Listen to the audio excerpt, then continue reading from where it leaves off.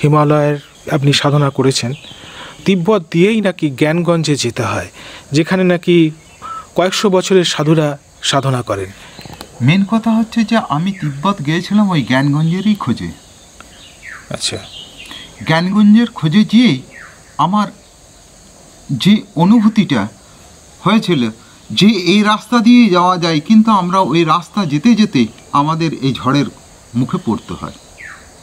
মানে আপনাদের আটকে দিয়েছিল? হ্যাঁ, আমরা ওইখান থেকে আমাদেরকে রিটার্ন আসতে হয়, আমরা সবাই অসুস্থ হয়ে আবার ঘুরে আসতে হয়। তাহলে তিব্বত থেকে আপনারা জ্ঞানগঞ্জের উদ্দেশ্যেই রওনা দিয়েছিলেন।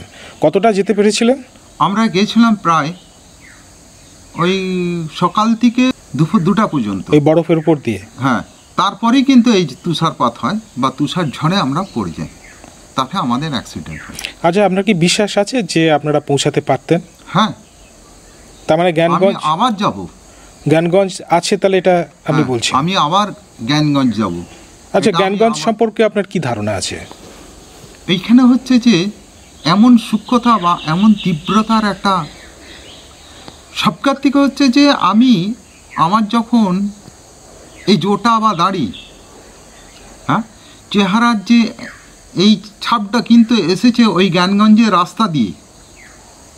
আমার এত বড় জটা ছিল না, ছিল আমার কোমর পর্যন্ত। আমার থেকে অনেক বেশি আছে জটা। আপনার শরীর ছাড়িয়ে গেছে? হ্যাঁ, মাটিতে লুটায়। আমি হচ্ছি 5 ফুট 11, আমার থেকেও অনেক বেশি জটা আছে, 6.5 ফুটের মতন।